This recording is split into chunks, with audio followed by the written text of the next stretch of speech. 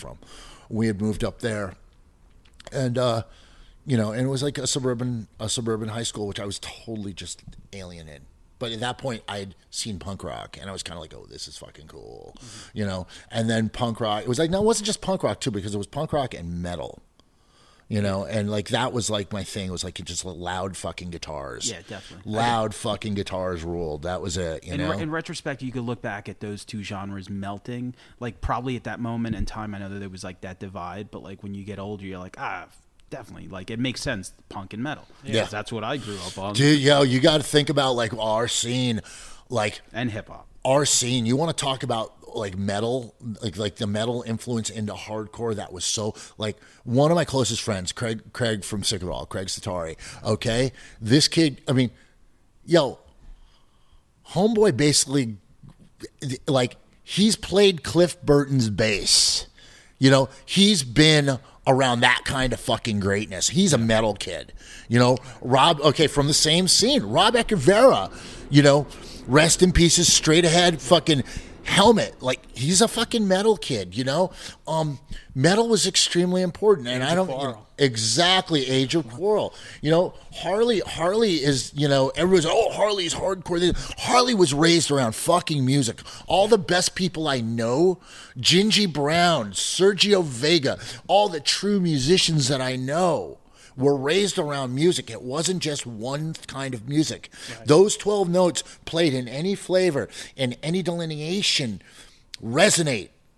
You know, that's the beauty of it. Yeah, the versatility. Yeah. You know, like I feel like punk and hardcore had the aggression, and then the metal side was more of like the technicality. Yeah, but the aggression, that's what makes it sexy. Of course. You know, that's the rad shit about it. Yeah. You know, and that's why when you hear something like, you know, what I think is so beautiful about where music is going now, like I said, last night I went to go see Converge, and there's something that's just so visceral about it.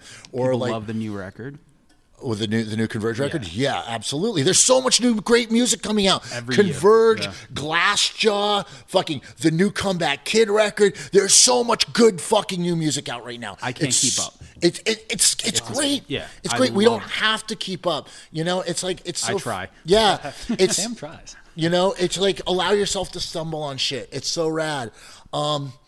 But there's so much fucking beautiful, awesome stuff coming out right now, and there's this resurgence, I think, in aggressive music, which I love.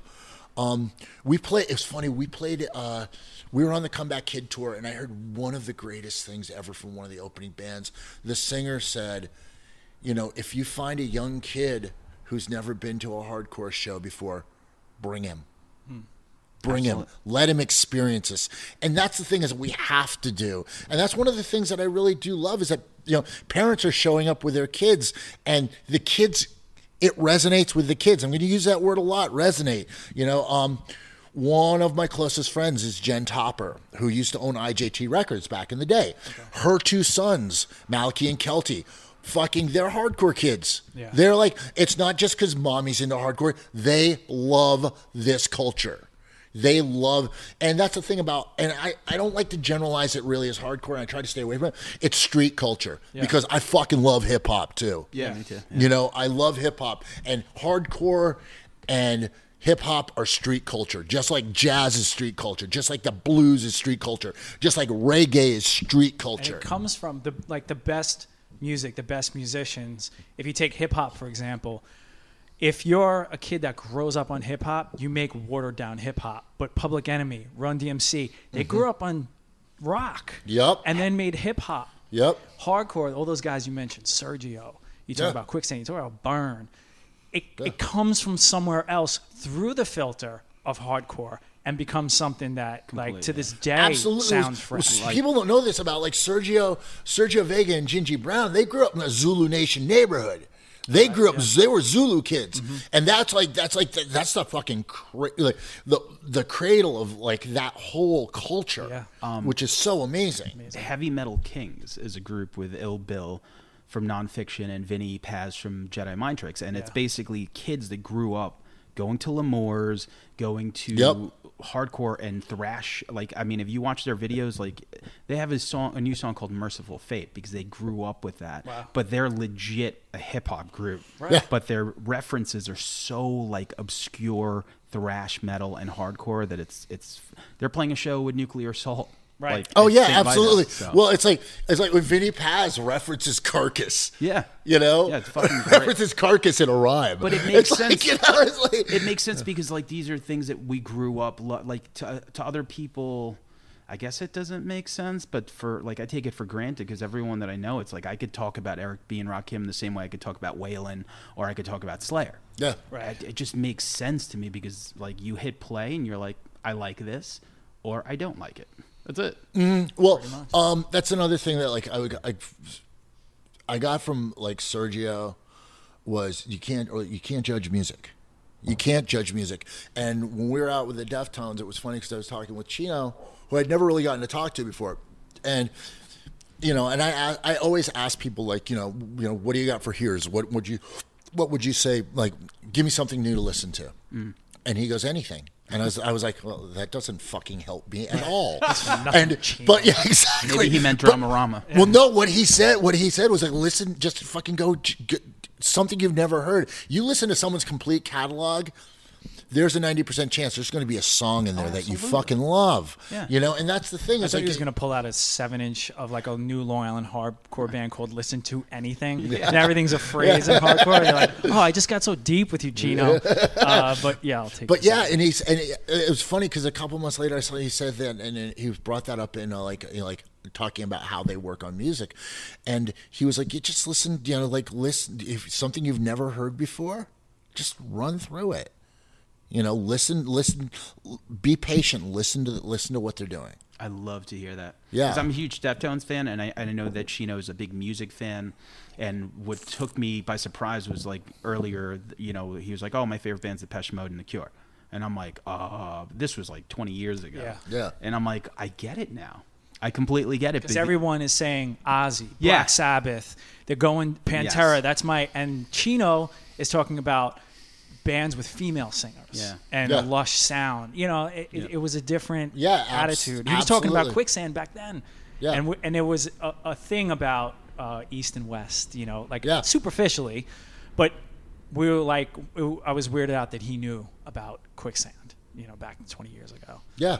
Yeah. Well, I mean, the thing about I was like 20 years ago. It's like Quicksand. We got to remember they were the band that really broke the ice for a lot of us. We you know, said like that, yeah. they were the band that like they're like, okay, well, you know, we're gonna grow this. We're taking what we've done and we're growing this. Yeah. You know, and it was them, Orange 9mm. Another band that is extremely, like, I don't think they're underrated, but I think people don't remember how important they were, you know? You're saying as far as taking it to a national level. Yeah. Because I think of that about Burn, but you mean it in the next steps after absolutely. what, you know. Absolutely. And we said on the Artie podcast, you know, because I mentioned Slip by Quicksand. I said, you know, Nevermind by Nirvana was like huge to a huge circle, but to that smaller circle, Quicksand Slip was that game changer. Sgt. Pepper. Yeah, you're like, holy shit, listen to this guitar. Like, when I first heard Dine Alone, I'm like, you know, trying to play it on the guitar. I'm like, I don't even understand what they're doing. Yeah. So. Yeah, and that's one of the things is like we forget that, and now that hardcore has become a national thing. Like you look at like Madball's huge. Hatebreed is huge. And they didn't shy away from it. They put that flag down everywhere they go, because there is that temptation. You get bigger, you want to play a little bit different type of music. Maybe sort of back off that label a little bit. But everywhere those bands go, they're like New York hardcore. Yeah, this is hardcore. Hatebreed was successfully the first band to ever be able to open for Slayer without having shit thrown at them. Yes. With actually getting the audience to fucking love them. Right. You know, Jamie, that is putting your head in the mouth of a lion. You know? That is. Right. You know, because so many other bands had gone out and gotten screwdrivers thrown in them. Like, you know, it was like, fuck, you know, and